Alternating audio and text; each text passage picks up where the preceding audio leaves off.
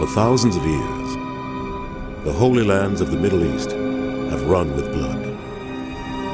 Here, the scars of battle fought between three of the great religions of the world are etched into the earth. But the deepest wound was made by a war between Christian and Muslim, begun at the close of the 11th century and fought for 200 years. At stake, a tiny strip of land just a few hundred miles long, but with the greatest prize: Jerusalem.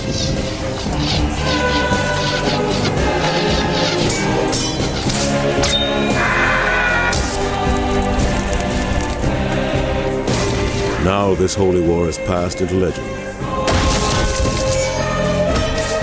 But they were those who saw it with their own eyes. Great chroniclers from two different worlds, Christian and Muslim, who wrote of great deeds, great battles, great warriors, of men who would lay down their lives for their God.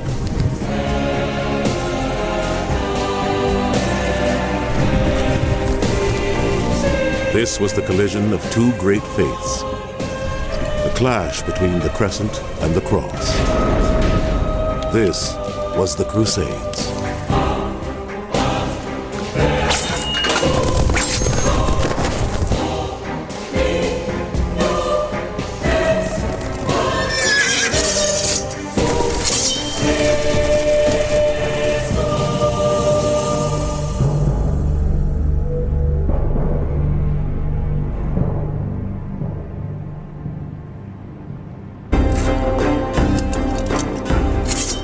In 1096, to great fanfare, more than 60,000 Christian warriors set off from Europe on the First Crusade.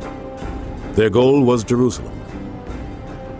For more than 400 years, the Holy City had been in Muslim control. The Crusaders vowed to reclaim it in the name of Christ. For Christians, Jerusalem is so important because Jesus died here on the cross and he rose from death. So, the most important point of the history of salvation took place there. So therefore, Jerusalem, for the Christians, is the center of the world. This Christian army had struggled its way 3,000 miles across the forbidding landscape of the Middle East in a series of epic encounters with the forces of Islam. After 3 years, this, the First Crusade, reached the walls of Jerusalem. Once inside, no one was spared. An estimated 30,000 citizens were slaughtered by the Crusaders. Muslims, Jews, even fellow Christians. But as the Crusaders reveled in victory, slowly, steadily, the Muslims prepared to strike back. Eventually, the wrath of Islam would be unleashed on the fledgling Crusader kingdom, under one leader, Saladin, and one battle cry, Jihad.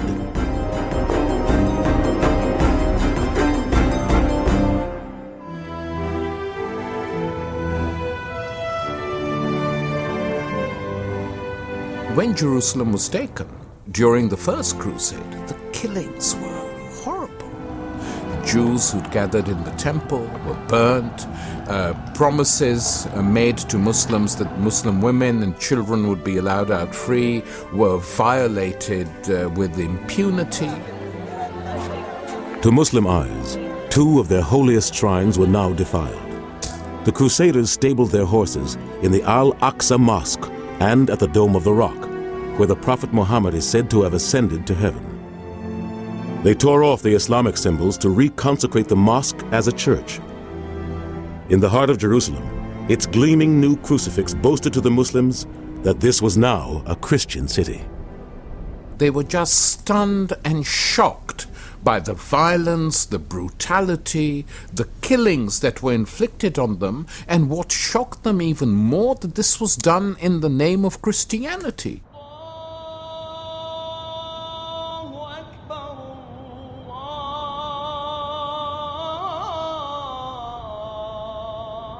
140 miles to the northeast, in the city of Damascus, thousands of Muslims flocked to the Umayyad Mosque to mourn the loss of Jerusalem.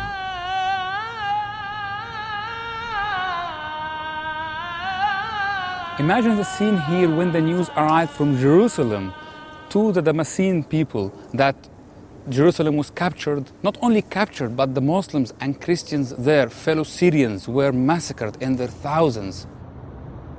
Every little corner was filled by men, by soldiers, taking their turbans off, moaning, weeping, and discussing what should happen. Though the will of the people to rise up against the Christian invaders was strong, in 1099, the Muslim world was in no position to mount a counterattack. To the most celebrated Islamic chronicler of the age, Ibn al-Athir, the reason was clear. Its leaders were hopelessly divided. Whilst the Christians were conquering and settling in our territories, the rulers and armies of Islam were fighting amongst themselves. This caused much discord and disunity among the people, and weakened their power to fight the Christian enemy. The culture of Islam was magnificent, and big advances had been made in the sciences and mathematics. Nonetheless, the political institutions of Islam had not succeeded in creating a society which could be stable. And what we saw emerging was strong local rulers and what we can describe as city-states. Since the death of Muhammad, the Islamic world had been split between two competing doctrines: the Sunni orthodoxy of Baghdad and Aleppo, and their bitter rivals, the Shia, who held power in Cairo. To defeat the Christians, they would need one leader who could unite the strength of the Muslims under the banner of war. This was the greatest fear of the Crusaders, a major Muslim counterattack. William of Tyre was a scholar and Christian archbishop whose chronicles have become the most important record of the life of the Crusaders. Through zealous Christian eyes, he recounted how the Muslims, or Saracens, began their guerrilla campaign against the fledgling Kingdom of Jerusalem. The entire country surrounding this city was inhabited by infidel Saracens who were cruel enemies to our people. Even within these city walls, there was scarcely a place where one could rest in security. They reduced the realm to such a state of terror that no one dared venture outside the fortifications. To survive in this hostile environment, the Christians who remained after the First Crusade had to secure their grip on their new kingdom. After the capture of Jerusalem, many of the Crusaders returned home. There's only maybe 200 or 300 knights left there. Jerusalem must have seemed quite an empty place. I mean, physically, it's quite a big city. What the Crusaders had to do, of course, was to try and hold on to that, trying to consolidate it, and also try and get more people out there. That was the crucial thing. The Catholic Church appealed for European families to come and settle in Jerusalem. The homes of Muslims, Eastern Christians, and Jews were requisitioned to house the new arrivals.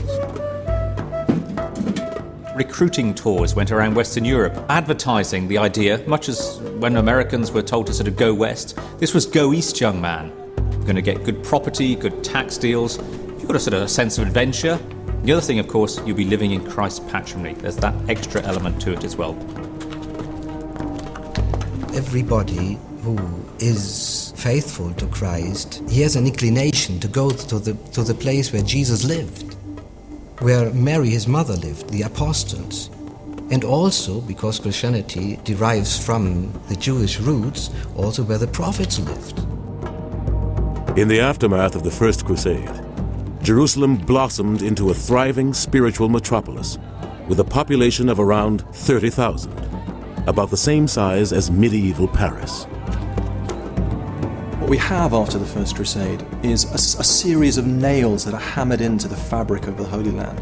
Strong points that the Crusaders have, but they have to be connected. They have to link up these cities that they've taken and consolidate the territory. Europeans set up new farms, villages, and castles around the captured cities and created 4 powerful new Crusader states: Edessa, Antioch, Tripoli, and the Kingdom of Jerusalem. Now that the Holy City was Christian, pilgrim visitors from Europe poured into Jerusalem.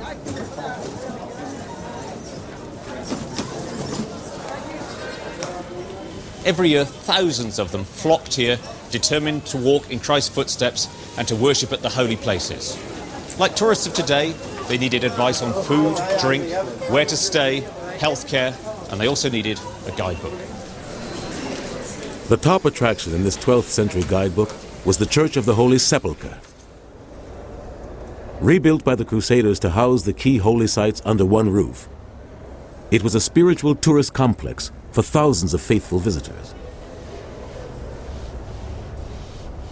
The guide also included the essential destination for every traveler: the souvenir shop. Hi, I'd like to buy some souvenirs, please. Yes, please. What do you want? Yeah, the holy water actually is what I was most interested in. Can you tell me a little bit about it? Yeah, you've got holy water, holy oil, holy incense, holy earth. Where does the water come from? The water comes from River Jordan. Right. It has been blessed inside the Church of the Holy Sepulchre. Okay. Do you want anything else? Rosaries, holy oil, holy earth, No, I rosaries think... with the holy water? No, that's fine. It's the holy water I was really after. Thank you. Good. Thanks very much indeed. Thank you, sir. In the back streets of Jerusalem, the pilgrims found not just souvenirs, but also a taste of foreign food. Pilgrims needed to eat, and this is the notorious street of bad cooking, fast food for the Middle Ages. Now, it's quite possible, of course, that you're going to get ill, and you're going to need some help. Let's look at the guidebook and see what they have to say about it. Next to the Holy Sepulchre is the hospital, in which a great crowd of sick people is collected. The total of persons at the time when I was present was 2,000. Between night and day, there were sometimes more than 50 corpses carried out. But again and again, there were new people admitted. On capturing the city, the Crusaders had taken over the Hospital of St. John. Here, Christian pilgrims who fell ill were cared for by the men who took holy vows of chastity, poverty, and obedience. Known as hospitalers, they soon took on a military role to ensure the safe passage of thousands of pilgrims to and from the Holy Land. All along the way are bandit bands lying in wait for you, waiting to pounce on you. So much so that a pilgrim in the early 12th century, writing an account of pilgrimage, said that the road from Jaffa to Jerusalem was littered with the bones of dead pilgrims, and that if you were with pilgrims and one of your friends, one of your buddies was killed, don't stop to bury him, because the grave you dig, he said, will be your own.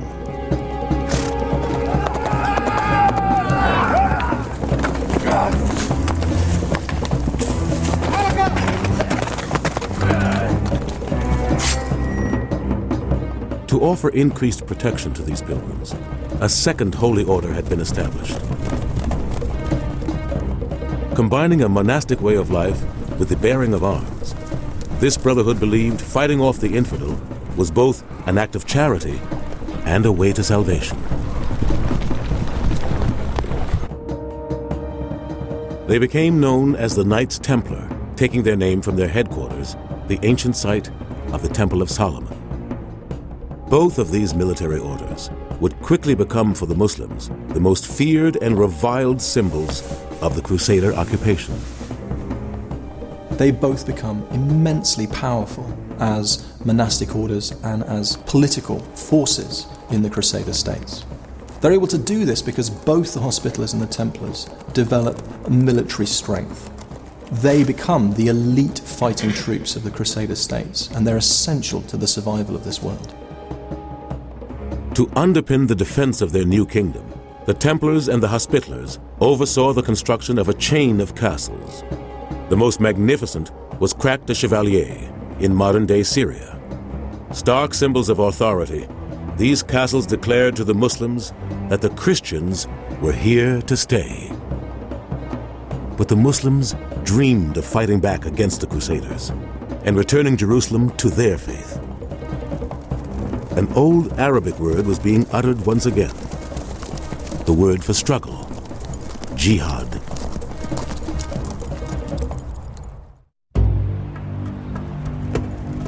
Through the early 12th century, men across the Muslim world began to talk of rising up under the banner of jihad against the Crusader occupation.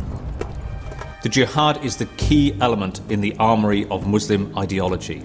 The notion of jihad dated from the time of the Prophet Muhammad in the 7th century, so it's something that's integral to the Islamic faith. It's not something that's invented to sort of counter the crusade. It's there and it's sort of taken off the shelf and deployed against the Crusaders. Imad al-Din Zengi, a Turk, was the ruler of the city of Mosul, now part of modern-day Iraq. Intelligent and ruthless, Zengi was intent on expanding his empire. He would be the first leader to launch a successful jihad against the despised Christian invaders.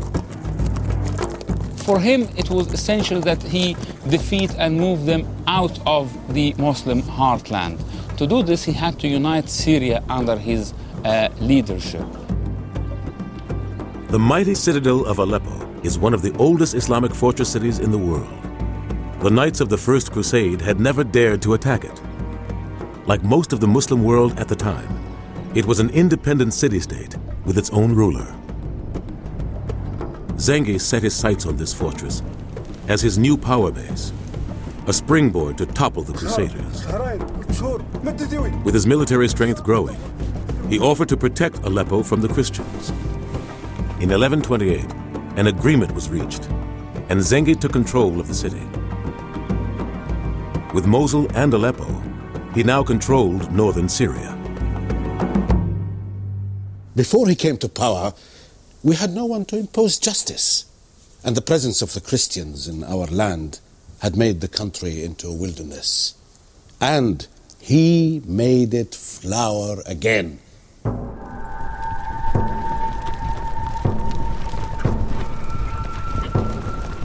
It took Zengi nearly 20 years of brutally fighting his fellow Muslims before he finally united northern Syria.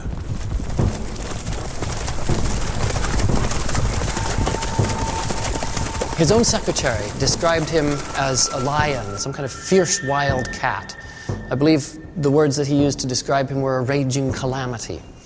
Zengi was one of those, fortunately, minority of the human race who seemed to have enjoyed causing pain to his fellow human beings.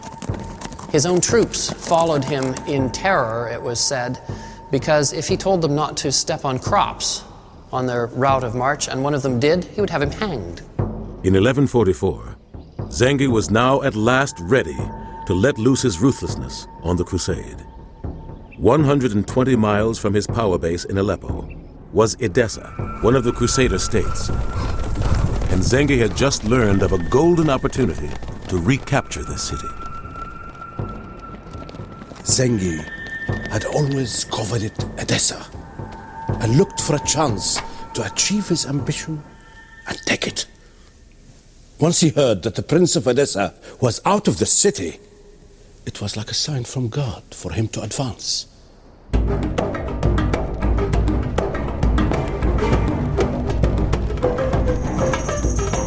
Nearly half a century after the foundation of the Crusader states, the Muslims were finally about to strike their first counterblow. Zengi besieged the city with an army of 30,000 men.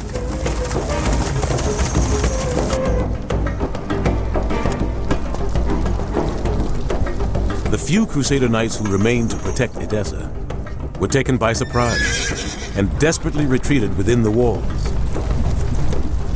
For Muslims, this was the long-awaited show of strength, and the great Arab chronicler Ibn al-Athir reveled in it. They battered the walls ceaselessly, and nothing interrupted their remorseless struggle. His troops were as numerous as the stars in the sky, and the fields around the city were filled with them. They say that birds dare not fly near. So absolute was the destruction by the besiegers, and so unwinking their vigilance. The fortifications were so strong that the only way to get inside Edessa was to bring its walls tumbling down. Zengi brought in expert miners who knew precisely how to attack the wall's foundations. Going over walls is difficult because you get shot at and all the rest of it. But under the city walls there was a natural cave system. And his men broke into the cave system and started to pick away at the bottom of the walls. The Christian settlers in the city desperately tried to defend the tunnels. But they stood little chance against Zengi's powerful assault. His troops set fire to the wooden beams supporting the tunnels. As they burned, the walls above came crashing down.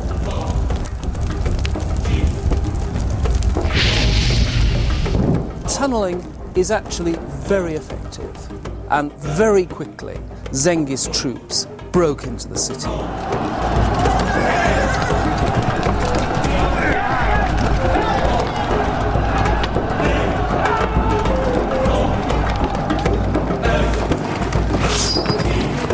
Once inside, the Muslims began to slaughter the Christian inhabitants. Thousands of men and women and children were killed. William of Tyre chronicled the terror of his fellow Christians as they fled to the safety of their citadel, the tower in the heart of the city. The more prudent of the citizens rushed to the citadel so that they might at least preserve their lives, if only for a short time. At the gate there was such a crush of people trying to enter that because of the press of the crowd, many were suffocated and died miserably.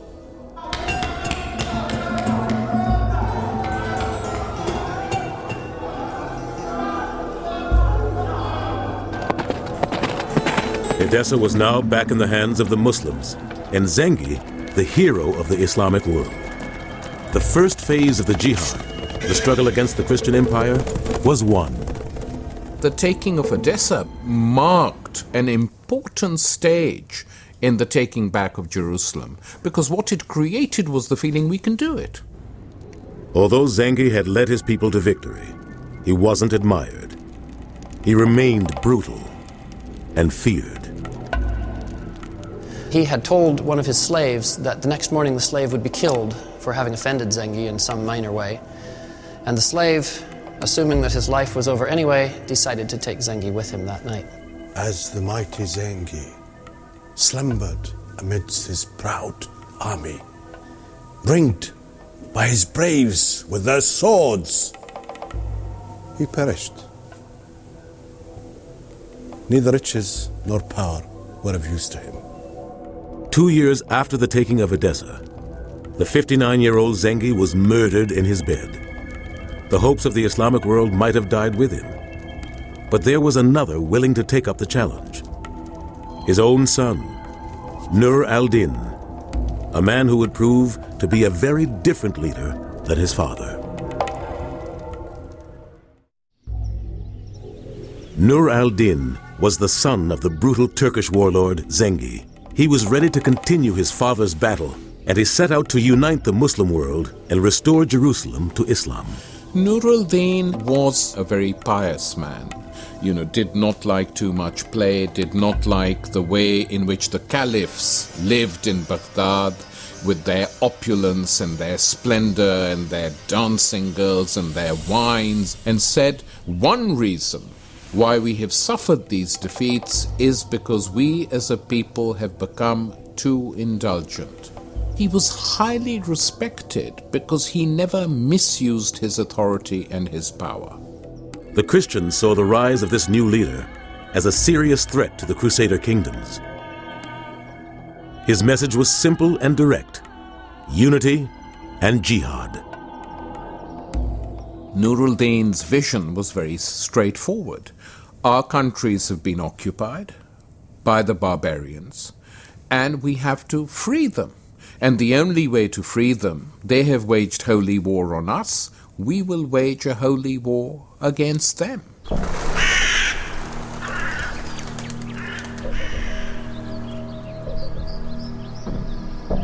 In Europe, word reached the Pope of the fall of Edessa. On December 1st, 1145, Pope Eugenius III was compelled to take drastic action. He called for a second crusade. The Second Crusade was an extraordinarily ambitious scheme. It was an idea of extending the borders of Christianity in every single direction. Christians were terribly confident at this time. They looked upon it as a sort of a rerun of the First Crusade. And a lot of the preaching stresses the idea that the Crusaders should live up to the deeds of their fathers. The call to arms was answered by one of the most powerful men in Europe, King Louis VII of France, and his wealthy wife, Eleanor of Aquitaine. The First Crusade had been led by nobles, counts. Here, the King of France, King Louis VII, took the cross. This was, of course, quite a sort of radical move, the idea of a king leaving his lands for 2 or 3 years, having probably a sort of 1 in 3 chance of dying. It's a dangerous thing. King Louis had a deep Christian faith and was determined to honor the exploits of the First Crusaders by retaking Edessa and then expanding the Crusader kingdoms. But he was a man of very little military experience and not a natural leader.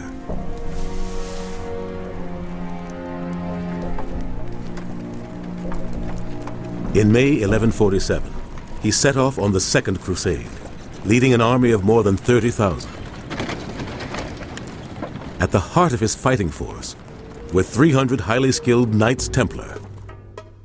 It took Louis's Crusader army nearly 5 months to cross Europe, from France to Asia Minor. The journey took them through the rugged landscape of central Turkey, along this still intact Roman road.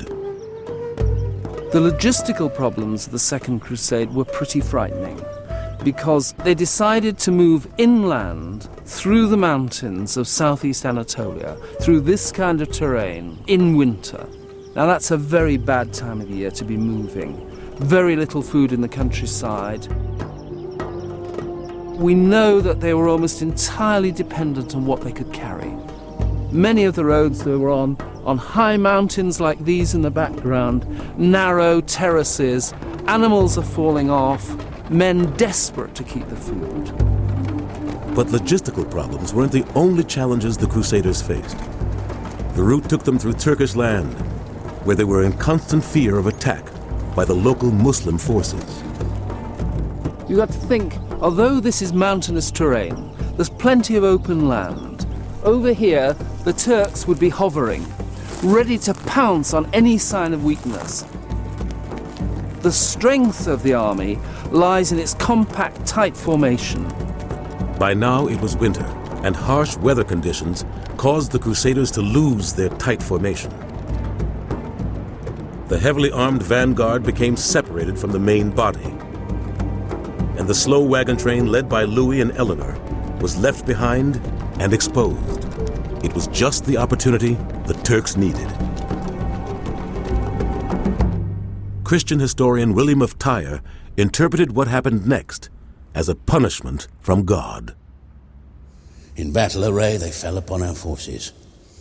It was fought at close quarters with the sword and brought death and destruction to the Christians. In punishment for our sins, the infidel conquered. An army was reduced to a very few. That day, the glorious reputation of the Franks was lost. Louis and Eleanor escaped, but thousands of Crusaders were killed.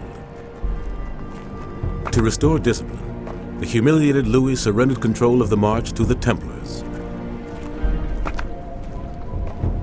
The battered Crusader army staggered on to take refuge in Antioch, a city they had taken on the First Crusade. There, faced with a diminished force of 20,000 men and the growing strength of Nur al-Din, Louis abandoned the campaign to retake Edessa in the north and instead looked south to Damascus, a city much closer to Jerusalem. Nur al-Din also had designs on this independent Muslim city. The question was, who was going to take it first? In 1148, Louis made the first move.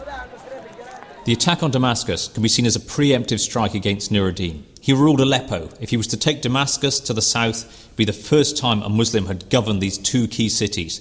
The whole eastern flank of the Crusader states would be governed by one single man with growing power, growing wealth, and a great, great threat.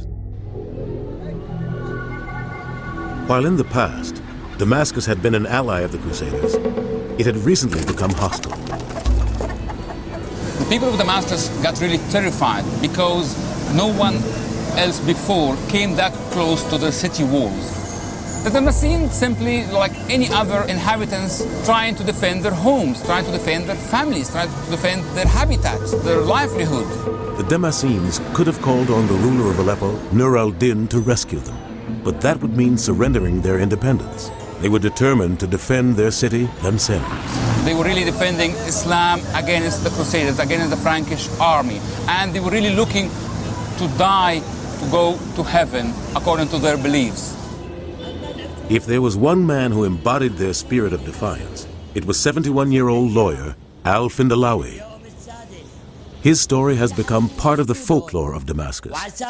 His tale is still told today by storytellers in the city cafes. The Crusaders believed in their evil hearts they could take Damascus. 50,000 infantry and cavalry marched on our city, and the Muslims challenged them to fight. In an orchard by the walls, the battle began.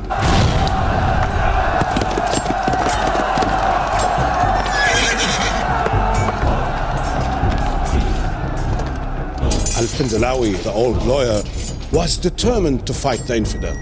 So he went into battle, striking down Christians in the orchard like a man possessed.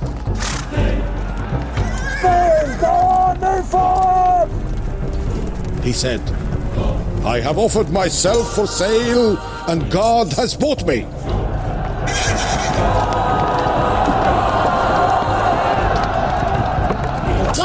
الفرنج هجم عليهم ضربنا والرماه والخامس لعن امه بعجبه.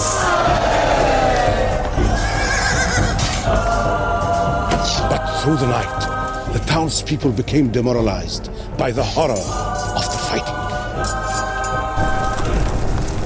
After a fierce struggle, the Crusaders overwhelmed the Muslims and closed in on the city walls, closer than any army in ancient or modern times.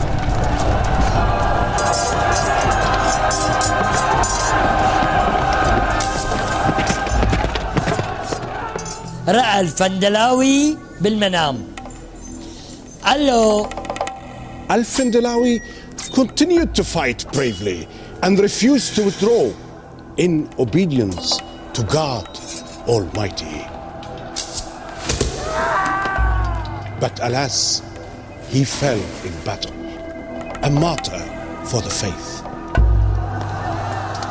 For days, the battle raged in the orchards surrounding the city, and thousands of Muslims lost their lives. The proudly independent Damascenes now had little choice.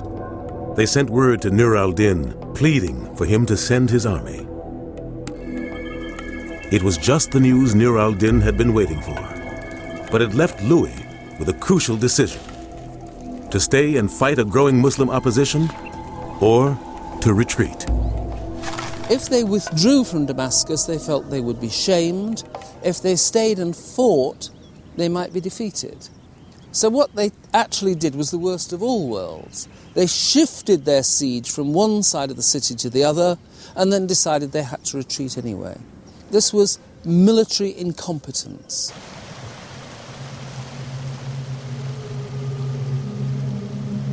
Louis returned home to Europe, shamed and defeated. After so much hope, expense, and suffering, his second crusade had ended in disaster. Not only had he turned his back on the Christian kingdom of Jerusalem, he had strengthened the resolve of the Muslims. For Christians, the consequences were calamitous. They abandoned the siege and returned home. As a result, fewer people undertook this pilgrimage thereafter. From this day on, the conditions for the Latins in the East declined. When the Second Crusade failed, the Muslim world was hugely relieved. Their God had blessed them with this divine victory. Also, of course, they were terribly confident. I mean, the last time the Franks had come over in huge numbers, the First Crusade, they defeated the Muslims. Now kings had come over from Western Europe and had not succeeded. This meant the Westerners were not invincible. Muslims could succeed and could, perhaps, in the end, throw the Christians out. The failure of the Second Crusade was just what Nur al-Din needed to win over Damascus. Through intimidation and charm, he entreated them to unite with him. Only as one, he preached, could they have the strength to overtake all the Crusader states. The Damascenes finally succumbed to his relentless campaigning.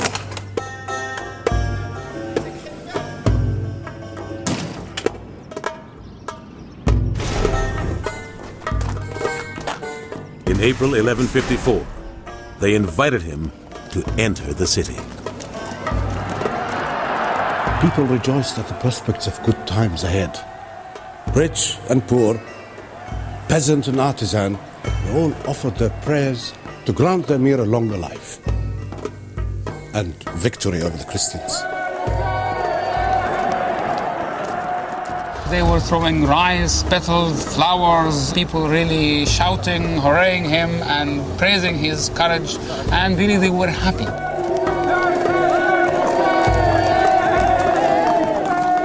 Nur al-Din was the first to try and give the Arabs a feeling that we are one people, and that if we get together, we can actually do it. For the first time, the two powerful, wealthy cities of Muslim Syria were united under the same ruler, a man focused on the jihad whose objective was one day to drive the Crusaders out. The entire eastern flank of the Crusader kingdom was now in Nur al-Din's control. He was tightening the noose, and now began the final phase of his master plan, to surround the Christians entirely by taking control of a rich and powerful land to the south, Egypt. By 1160, the goal of the Muslims, now united under Nur al-Din, was to encircle the Crusader kingdom. He already ruled Syria. Now he wanted to take command of Egypt and its independent capital, Cairo. Cairo was like a beautiful bride with an impotent husband, waiting to be taken, and absolutely necessary in Nur al-Din's eyes if there was any chance of defeating the Crusaders. And there was also a big worry on the part of Nur al-Din that if we don't take it, the Crusaders might. The Crusaders also coveted Cairo. Egypt was a rich and strategically positioned country, and in the early 1160s, it was up for grabs. Egypt wanted to remain independent. It was the stronghold of the Shia branch of Islam, and was just as determined to resist Nur al-Din's Sunni Orthodox Muslims as the Christians. But in 1168, the Christians made a fatal mistake and handed Nur al-Din a great advantage.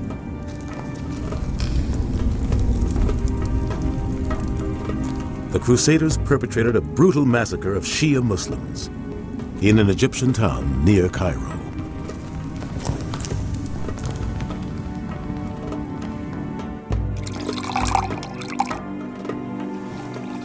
If the Crusaders have acted differently, they would have taken Cairo with the greatest of ease. For the city notables were ready to surrender it. But when they heard of the massacres perpetrated by the Christians, they decided to resist. The Egyptians were left with little choice but to plead with Nur al-Din for help. Nur al-Din was only too eager to help. He sent in his most talented and ambitious young general to help the Egyptians defend Cairo. His name was Saladin.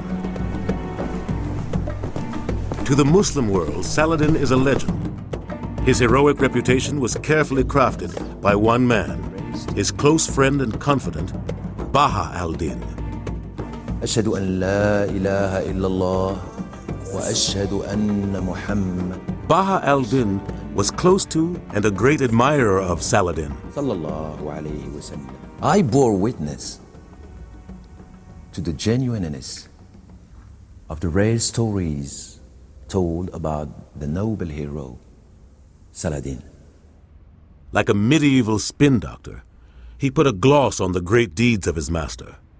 One could swear that from the time he set out, he did not spend one silver coin except on a jihad.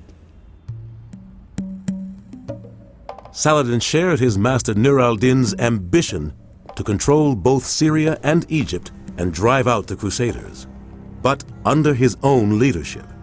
And that meant taking on Nur al-Din himself. His first step was to assume command of all of Egypt from the Shia rulers, by any means necessary.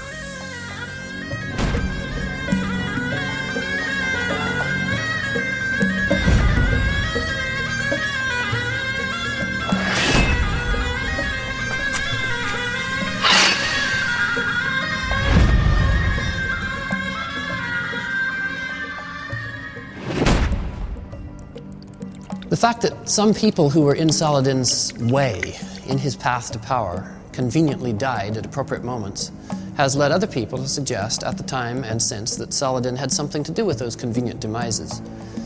That's impossible to prove. People did die with distressing regularity.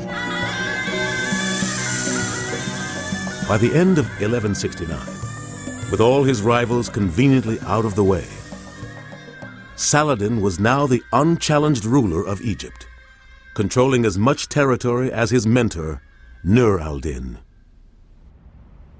Nur al-Din used to call Saladin the ambitious. Definitely, Nur al-Din wanted to punish Saladin for his treason. 5 years later, before he could cut his young lieutenant down to size, Nur al-Din died under mysterious circumstances. He was 57. Saladin rushed from Cairo to Nur al-Din's fortress stronghold Aleppo, but a successor had already been announced. The son of Nur al-Din was the new ruler of Syria, al-Salih. He was just 12. But young as he was, al-Salih was no pushover. He refused to allow Saladin to enter the city and forced his army to camp outside the gates of Aleppo. The young leader then took his boldest step. He called on the services of a group of religious fundamentalist hitmen to eliminate his rival. Their name has gone down in history: the Assassins. The word assassin is derived from hashishin. And hashish, we all know, is marijuana. And the story was that the only way they could be worked up to go and kill someone was by drugging them out of their skulls. The assassins tracked Saladin down to his tent outside the city walls.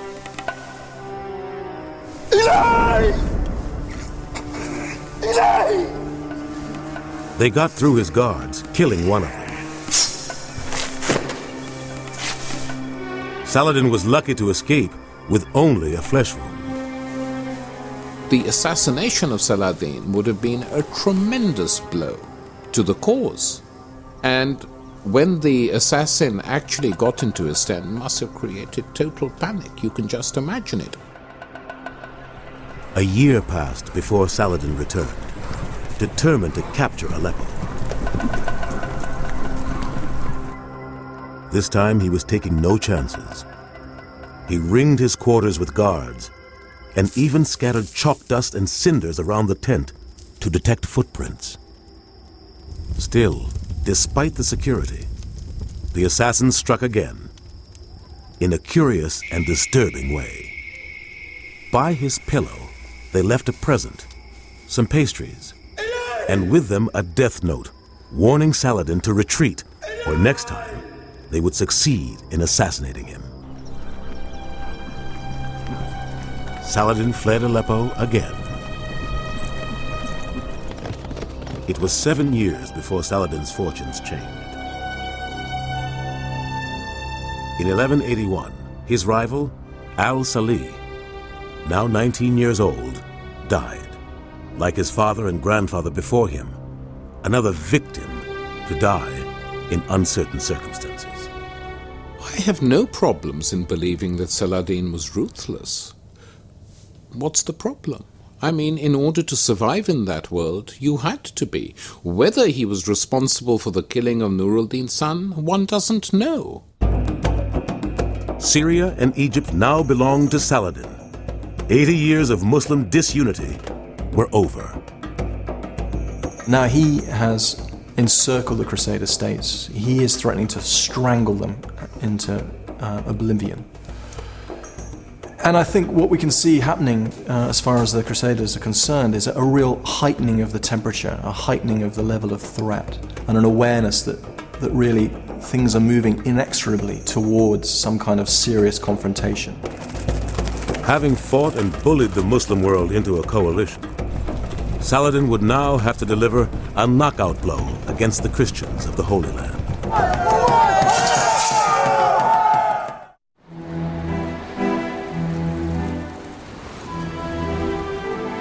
By 1183, Saladin was at last ready to strike against the Christians and claim Jerusalem. The ambition of the greatest Muslim leader in the century hung like a cloud over the Crusaders as they prepared to do battle for their kingdom. Any rise in Saladin's power was a cause for suspicion in our eyes. He was a man wise in counsel and valiant in war. So we had great reason to fear that when Saladin had increased his empire twofold, he would rise against the kingdom with greater force and harass us more violently than ever.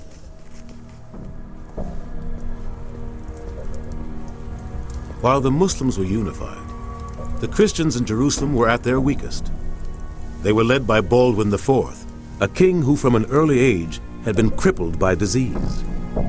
He was playing one day, and as playful boys do, they began to pinch each other's arms.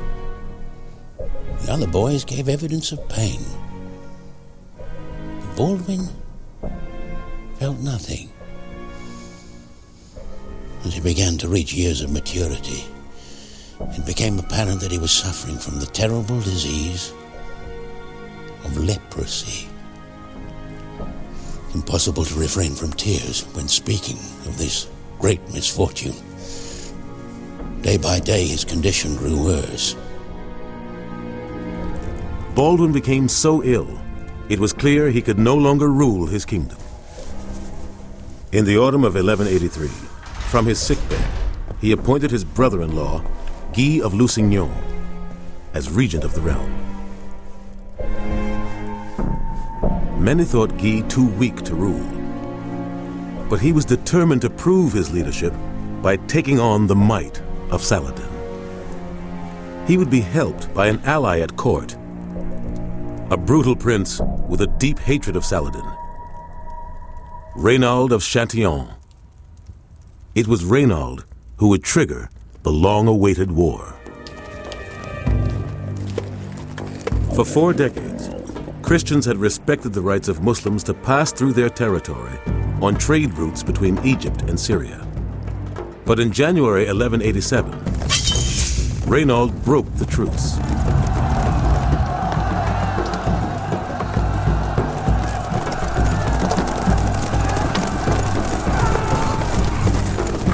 He launched an unprovoked attack on a richly laden Muslim caravan. He took the noblemen and women prisoner and plundered their possessions. He seized it treacherously, taking the booty, animals, and weapons. He threw all the travelers in dungeons, maltreating and torturing them. When they reminded him of the truth, he replied, "Tell your Muhammad to release you." When news of this attack was brought to Saladin, he said, "This is unacceptable, killing unarmed pilgrims on their way to worship, and whatever else I do or don't do, this is one head I must have." Reynald's brutal attack gave Saladin his excuse for war. He gathered a formidable army, drawn from every corner of his empire. With 20,000 foot soldiers and over 10,000 cavalry, he marched towards Hattin, near the shores of Lake Galilee. Till that point that army was created, Saladin was viewed essentially as an important leader, but one amongst many, who had basically been fighting his own side in order to achieve this unity. The first big chance for him to show what this army he had created was capable of doing was at the Battle of Hattin. In June 1187, the forces that Saladin had gathered began to assemble in this broad plain down behind me here. We can imagine streams of Muslim horsemen and foot soldiers coming in from Iraq, from Syria, from Egypt. Saladin had thrown down the gauntlet, and Guy had to respond. He assembled the entire Christian force from castles and cities across the kingdom. 1,300 knights, including Templars and Hospitallers, and 15,000 foot soldiers. 14 miles in that direction, behind that modern settlement and over the hills, was Safaria, the base where the Frankish army gathered. As their standard, they carried the most prized holy relic, the true cross. They believed it would protect them from defeat and ensure victory. Today, many Catholics still believe in the power of holy relics. Benedicat vos omnipotens Deus. In a tranquil monastery in Jerusalem, protected in a gold reliquary, lies a fragment of what is said to be the true cross. The very little piece of wood in form of a cross is a part of the real cross on which Jesus was crucified. The cross is so precious to us. Can imagine. We should not consider relics as magic objects. If we are protected by a relic, this is because God protects us, or His holy angels protect us. Believing God was on their side, Guy, Renaud, and the Christian army were ready to face Saladin. On July the 3rd, the Franks set out from their camp at Safaria in good order. Initially, the march went reasonably well, but as the day wore on, it got hotter and hotter and hotter. With no water in the desert plains, the heavily armored Christian army suffered from severe dehydration. In the heat of the day, the Franks were struggling intensely. They began to slowly lose cohesion, they began to lose formation. And like an enormous train slowly running out of momentum, going up a long, long hill, they ground to a halt. They were there at an open place, no water, hardly anything to eat. Then, like an oasis in the distance, the Christians spotted Lake Galilee, a chance at last to quench their thirst. Saladin's biographer, Baha al-Din, revealed how that day his master laid a trap for the Christians. The Christians, surrounding themselves with infantry, tried to fight their way towards the lake in the hope of reaching water. But Saladin realized their objective and planted himself and his army in the way. Saladin and his men now stood between the Crusader army and the lake. Guy of Lusignan had no option. In a desperate bid to reach the water, he ordered a charge on Saladin's men.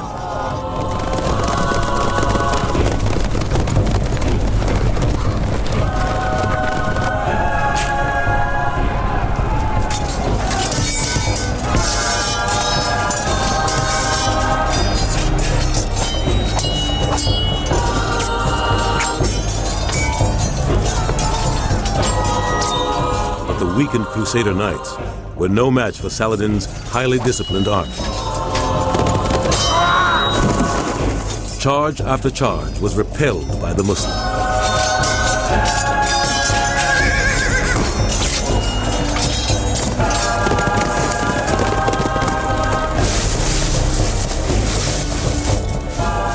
And at the end of the day, Saladin still had another trick up his sleeve. In the summer, this place is a tinderbox. This stuff's incredibly dry. Saladin compounded the Crusaders' thirst by setting fire to it, and the smoke was driven onto the Crusaders by the wind and made their throats even drier.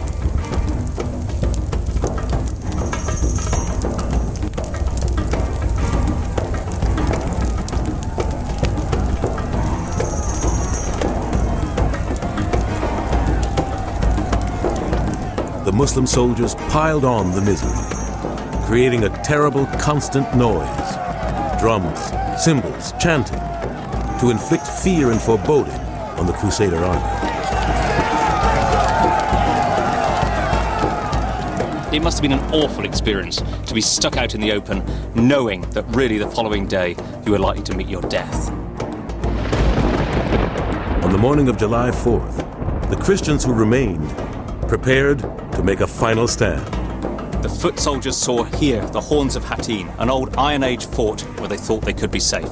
They marched up this ascent here, and here in the crater was set up the red tent of King Guy of Lusignan.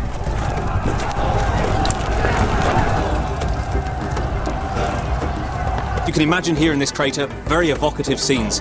The few remaining 100 horsemen twirling around, trying to get themselves organised. Chronicles record that the sacred gold reliquary holding the precious relic of the true cross was hustled into Guy's red tent for safety. As the exhausted Christians began to collapse, the disciplined Muslim army closed in for the kill. Sensing victory, Saladin commanded his troops to capture Guy, Reynold, and the red tent. I was at the Sultan's side when we saw the Franks retreating before the Muslim onslaught. When I cried out for joy, "We have conquered them," the Sultan turns to me and said, "Be quiet. We will not have beaten them until the tent falls." As he spoke, the tent fell. The relic of the true cross was seized. Saladin's victory over the Crusaders seemed to be complete.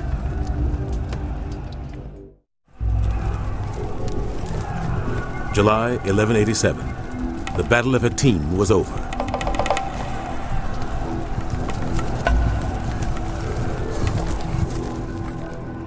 Saladin had defeated the Crusader army. Finally, he was face to face with his sworn enemy, Reynold. Saladin wanted revenge for the brutal attack on the Muslim caravan. He had given orders for both Prince Reynold and the king of the Franks, Guy, to be brought before him. The king complained of thirst, so the Sultan had a glass of rose water brought for him, from which he drank.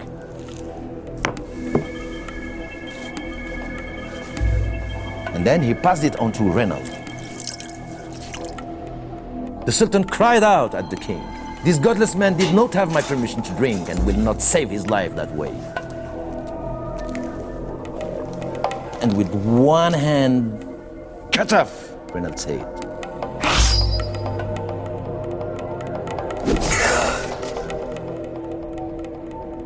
Guy assumed he would be next. Saladin assured him very peacefully, very gently, that kings, he said literally, kings do not kill kings. And Reynaud was an evil man and he deserved to be killed because of his evil deeds. And that was really the exception and not the norm. But there was no mercy for the Hospitallers and the Templars, the finest knights of the Crusader states, dedicated to fighting the forces of Islam. The Sultan chose to put them to death, to kill them all without exception. It was partially the decision of Saladin to impose some shock and awe. These, you say, are your best warriors. There, they exist no longer.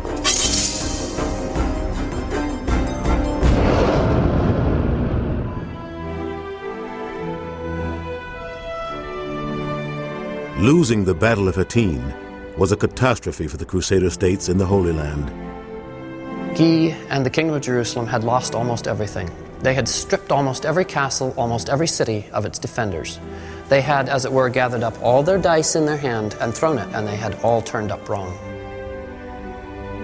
The Christian army had been annihilated, and the king of Jerusalem was now a prisoner of Saladin. Saladin's dream was finally realized. I think it's true to say that Hattin is a key victory for Saladin, and that he's aware that this is a moment in history in which he's going to be able to make his mark in Islam. Saladin could justify all the years of struggle to bring his people together. He had delivered the crushing victory they so desired. They drank the cup of fate, and the spears courted them. The horses' hooves massed dust clouds for them, merged together by the thunder of neighing horses, with the lightning of polished swords flashing alongside them. This was a hard day for the unbelievers. God decreed the victory of our faith.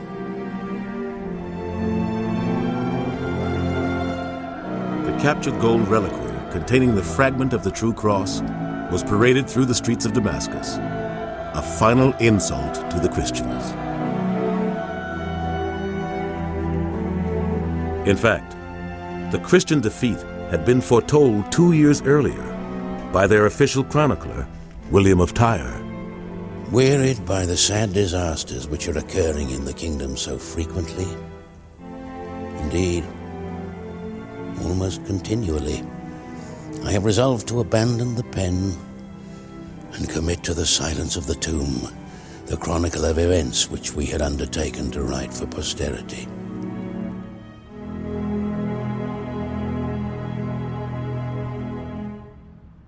Saladin swept through the Christian kingdom of Jerusalem. Acre, Caesarea, and Jaffa all quickly fell. In October 1187, the Muslim army reached the greatest prize of all, Jerusalem. They set up camp outside the walls and prepared to lay siege to the city. The defenders begged for mercy. At first, Saladin wasn't minded to grant the Christians this. He wanted to slaughter them in the way that the Crusaders had killed the Muslims back in 1099. Inside Jerusalem, the Christians knew they stood no chance in a siege against Saladin and his mighty army. So they played a clever psychological game. If Saladin attacked the city, they threatened to destroy the Al-Aqsa Mosque, one of Islam's most sacred sites. Saladin thought about this. He decided to take a prudent line of action. He would spare the Christians if they paid a ransom. This was agreed, and Saladin entered the holy city, his goal, his target, in peace.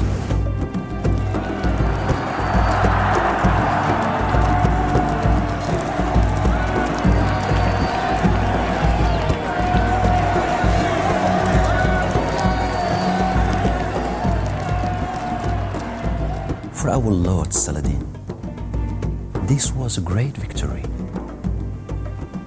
A great victory.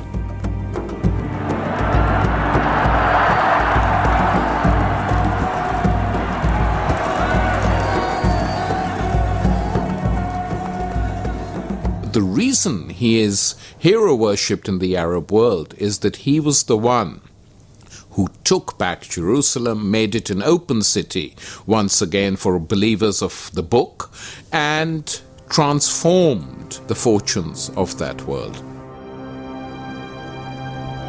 Jerusalem was in Muslim hands again, and it had been taken peacefully, unlike the Crusader occupation 88 years earlier. But the Muslims showed their contempt for the Christians in symbolic ways. When Saladin's victorious troops entered Jerusalem in October 1187, one of the first things they did was to tear the cross off the Dome of the Rock and have that cross dragged through the streets of Jerusalem, kicked, abused, spat on. The Crusader kingdoms were crushed. The fall of Jerusalem sent shockwaves through the Christian world. But not for long. Almost immediately, there would be a call for a third crusade.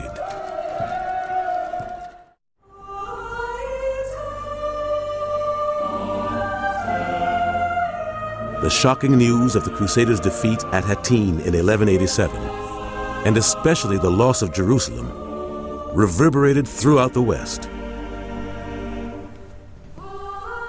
Almost immediately, Pope Gregory VIII made an emotional appeal for a third crusade. Anyone of sane mind who does not weep would seem to have forgotten not only his Christian faith, but even his very humanity. With those savage barbarians thirsting after Christian blood and using all their force to profane the holy places and banish the worship of God from the land. The difference for the Third Crusade as opposed to the Second is that now Western Europe has a very clear goal. It's very clear what this crusade is going to be about. It's going to be about getting Jerusalem back. And the kind of shockwaves that went through Western Europe after Hattin and after the loss of Jerusalem were immense. Europe's most powerful leaders rallied to reclaim the holy city of Jerusalem once and for all. In May 1189, the first army of 100,000 men left Germany, led by Emperor Frederick Barbarossa. Emperor Frederick Barbarossa was the Holy Roman Emperor, the most powerful man in Western Europe. He'd been on the throne for over 40 years by this time. He was a veteran from the Second Crusade, one of the few men still living at the time of the Third Crusade. His authority was enormous. Saladin was terrified. He knew that this was the strongest card that the Christians had to play. But Barbarossa drowned in a freak accident crossing a river on the way to Jerusalem. Most of his vast army lost heart and turned for home.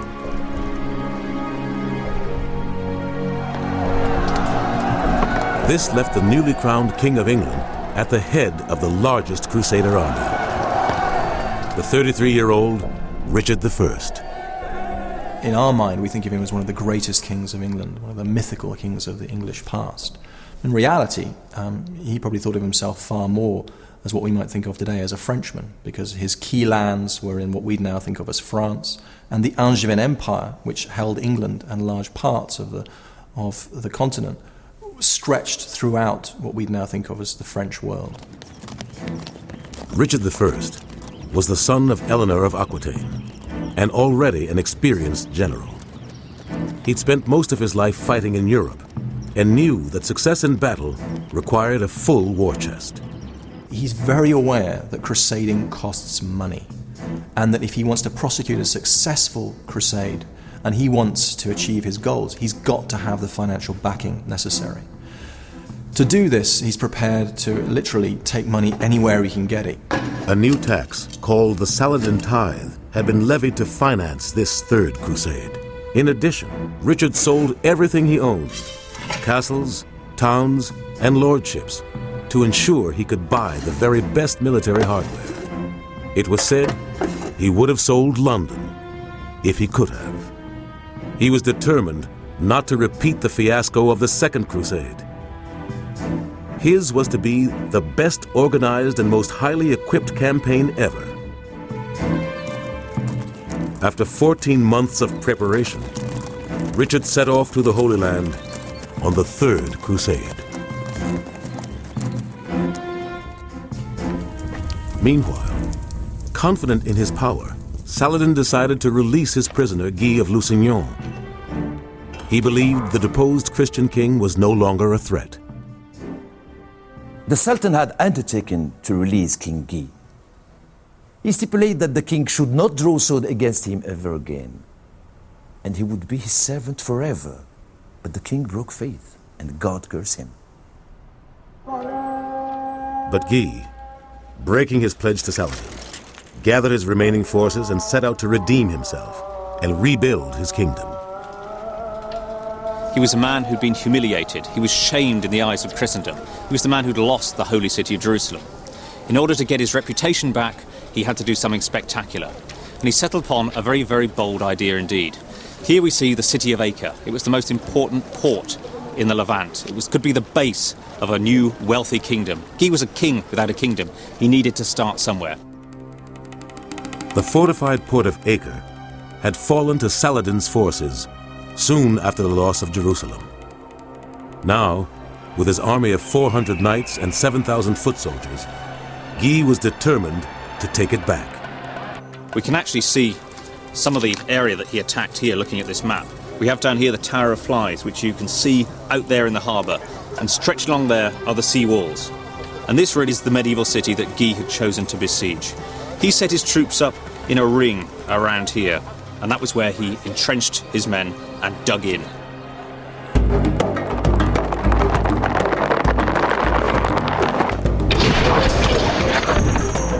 The Muslims inside Acre bombarded Guy's army with stones, rocks, even body parts. Word of the siege got back to Saladin, and his army charged down the coast to help defend the city. With Saladin's forces in place, Guy and his besieging army couldn't break through. Over 2 punishing years, Muslims and Christians fought an on and off battle over Acre. Guy knew that to break the deadlock, he would need help, and it would come. Richard I and his army of 17,000 were on the way. In June 1191, after months of meticulous preparation and a year-long journey, Richard I of England and his 17,000-strong army arrived in Acre. The accursed King of England arrived. His coming had a great ceremony, for he was a mighty warrior of great courage. And his coming had a dread and frightening effect on the heart of the Muslims. Richard and his men were an instant source of inspiration to the weary Christian army. Richard seized control of the battle, and within weeks, he broke the deadlock. He came with the cutting edge of Western military technology. He had enormous siege engines which he was able to bring with him. These things were almost individual characters to the Crusaders. They had names like God's Own Catapult and Bad Neighbour, and they struck the fear of God into their Muslim opponents. Siege engines brought in pieces and then reassembled in the east allowed the Crusaders to intensify their bombardment of Acre and to get right up to the wall.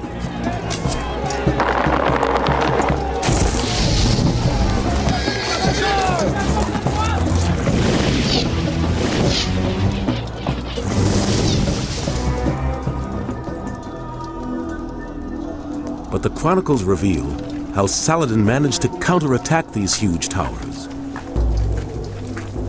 A Syrian soldier offered Saladin a recipe for Greek fire, a kind of medieval napalm.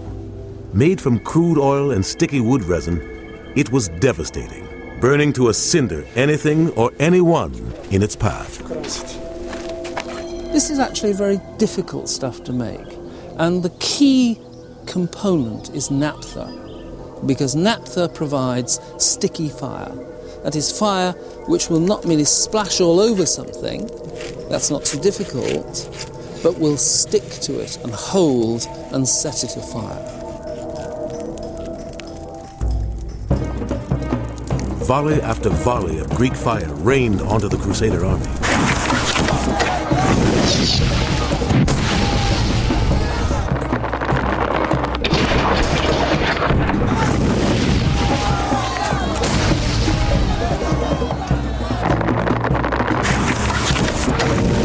Suddenly, Richard was on the defensive as all 3 of his giant siege towers went up in flames. The blazing meteors of Greek fire hit their targets. They were consumed in flames.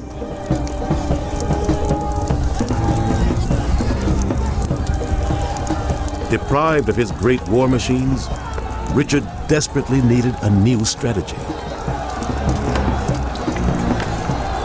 He offered his soldiers 4 gold coins for every stone they could remove from the base of one of the towers. What he did was to put so much effort onto one particular point that a breach in the wall was created. There was a gaping hole through which the Crusaders would be able to enter the city. After 5 weeks of fighting, Richard's troops broke through the walls of Acre, capturing the city and taking 2,700 of Saladin's men hostage. The unimpeded rise of Saladin had been brought to a halt. Baha al-Din witnessed the impact of this defeat on the Muslim leader. I came into Saladin's prisons. It was like a parent bereft of a child.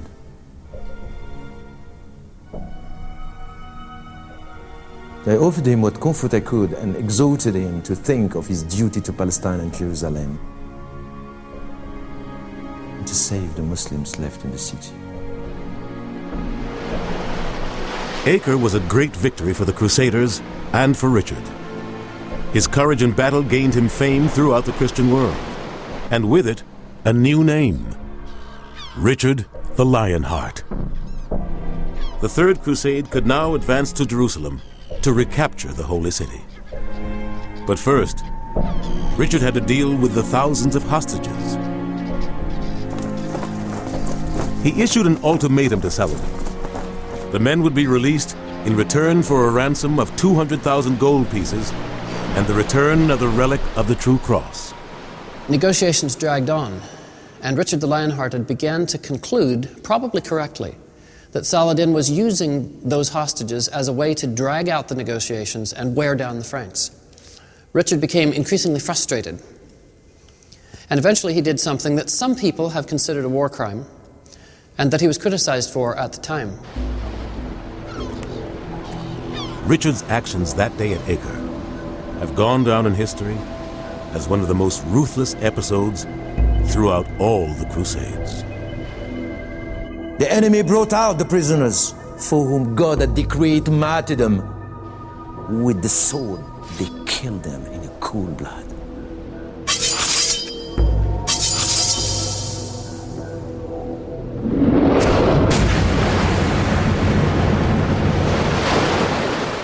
The massacre of the Muslim prisoners that were taken in Acre is still talked about. It was a very brutal episode. Richard was totally brutal, in my opinion. Richard took such drastic action because he believed he had no alternative. And in the coldest, most stark military terms, it's true. These men were a drain on him. He had to feed them, he had to look after them, he had to guard them. He was hardly going to release them. They'd come and attack him again. So what he did was to try to resolve the situation quickly and effectively. It was a terribly brutal thing to do, but it enabled him to carry on his momentum, to begin to march south and to fulfill his mission of recapturing the Holy City.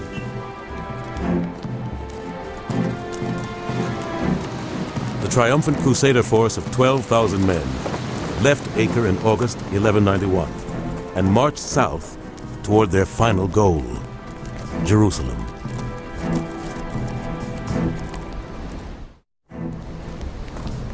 Saladin had to stop Richard the Lionheart's march south toward Jerusalem.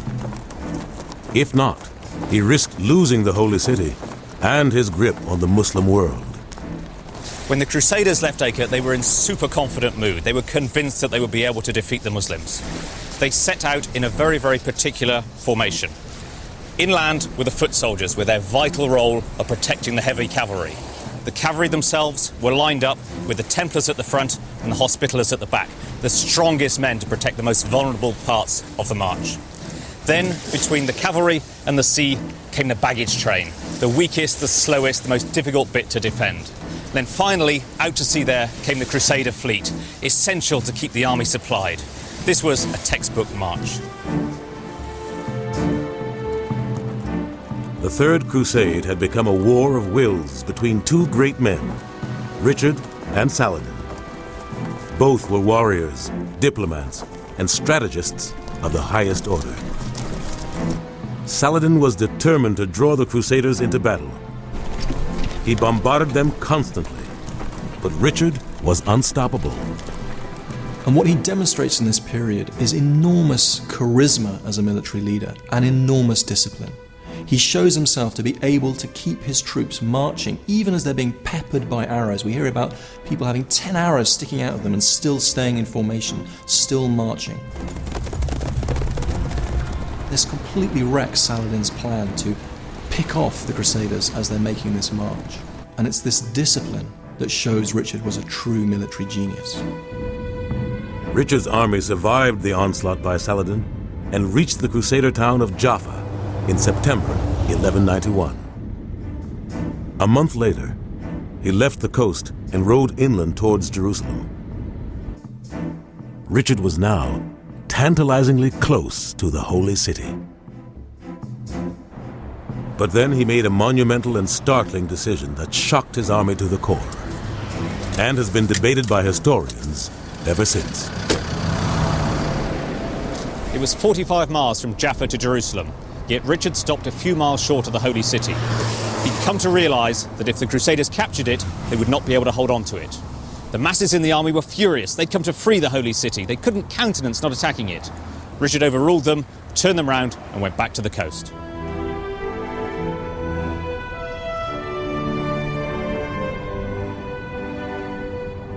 Richard feared his depleted force of 12,000 men couldn't hope to take the holy city and defend it against Saladin's vast army drawn from across the Muslim world. He had failed in the primary mission of the Third Crusade, to recapture Jerusalem. Deep in his heart and deep in his motivation, I think, was a real desire to march on Jerusalem and to take this holy city. That was what the crusade was all about. But at the same time, he was also a general and he was a king. And so he knew that military sense told him Jerusalem could not be taken, he didn't have the resources, and the very best, it couldn't be held even if he managed to take it through some miracle. In the spring of 1192, Richard returned to Acre, the coastal town captured 8 months earlier. He decided to consolidate the cities he had taken along the coast, leaving the door open for a future crusade. But his decision handed the initiative back to his arch-rival Saladin.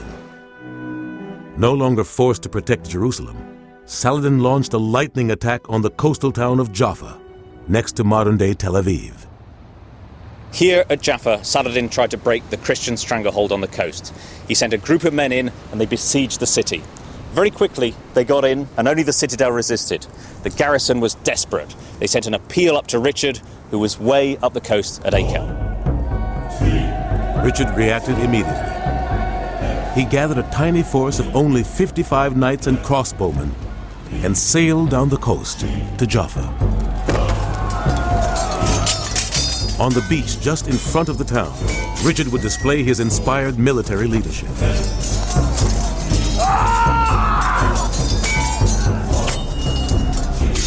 The Crusaders were staring defeat in the face, but showing immense personal bravery, Richard was beginning to turn the battle around as Saladin looked on. Both these men developed a healthy and real respect for one another in the course of this expedition. I think Saladin knew that Richard was a real military force to be reckoned with. And I think Richard knew that Saladin was almost unique in the Muslim world in the fact that he'd created this unified empire. Saladin's admiration for the Crusader king grew as he watched Richard drive the Muslim forces off the beach and into the town. The battle was fought street by street as the Christians tried to take Jaffa back from Saladin's troops. During the battle, a volley of arrows brought down Richard's horse. Seeing the king vulnerable and exposed, Saladin ordered his men to send him a replacement.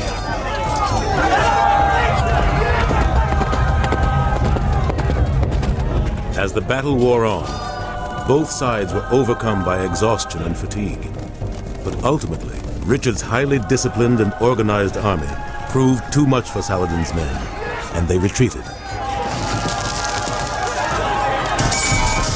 By September 1192, the two armies had fought each other to a standstill. Saladin faced increasing discontent from his Muslim allies. He was no longer sure that he could maintain this level of armed struggle and armed warfare indefinitely. The reason for that was that his soldiers were from the lands. They had not come from abroad. They had not been paid. They were not going to follow their leaders till kingdom come. These were people who came from neighboring villages, or who came from the towns, who had families, who had property, who had lands they had to tend to, and they did not like being away from that permanently. Saladin decided the best option was to make a truce with Richard the Lionheart. It was agreed the Christians would keep the coastline towns from Jaffa to Tyre, but Jerusalem would remain in Muslim hands. As a concession, Christian pilgrims would be allowed to enter Jerusalem to worship at the Holy Sepulchre. Richard the Lionheart himself never set foot in the Holy City. He refused to enter Jerusalem as long as it was in the hands of his enemy. In October 1192, Richard left for Europe. Saladin received an envoy from his arch-rival, pledging he would return to wrest the whole territory of Jerusalem back once he had raised more money and men. Through messengers, Saladin sent his reply. If the land were to be lost, he would rather it be taken into Richard's mighty power than into the hands of any other prince.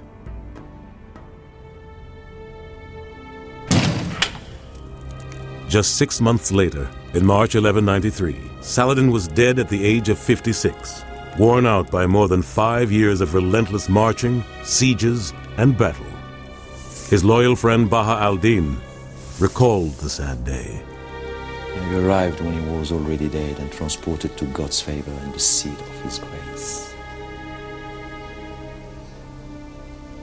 The citadel, the city, the world was overwhelmed by such a sense of loss as God alone could comprehend.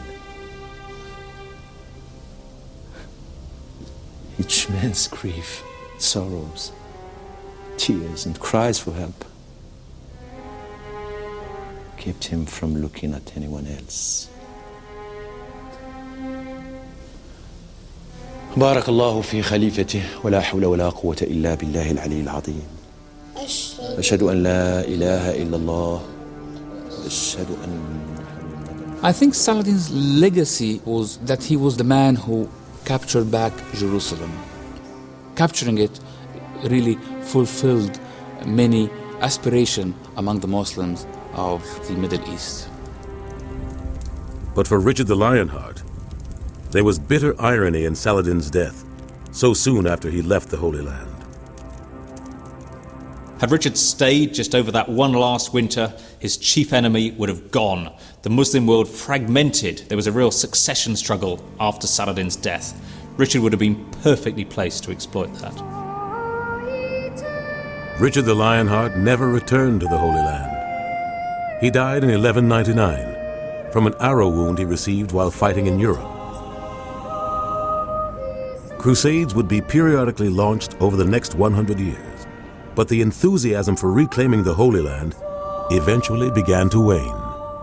Really, this movement only achieves one victory, only has one success, and that's the First Crusade. The reality, of course, is that the Crusades never really managed to dominate Islam in the course of the 12th and 13th century, and that really, throughout that period, they're fighting a losing battle. They're trying desperately to hold on or to retake, and they never achieve full victory. In 1291, the last Christian outpost, Acre, fell to the Muslims. The 200-year Crusader military occupation of the Holy Land was over, but the psychological scars remained. The Crusades had a very deep impact on Arab society. They were seen as a barbarian incursion, and stories of those Crusades are still told in cafes and in families as if they happened yesterday. And so whenever the West has invaded that region again, people say it's another crusade. After their victory in the First Crusade, the Christians struggled desperately to keep hold of the Holy Land.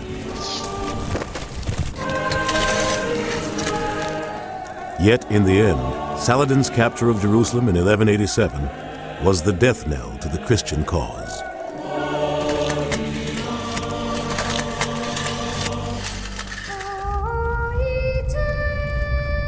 The Crusades saw the collision of two civilizations, each fighting for the Holy Land, each believing God was on their side.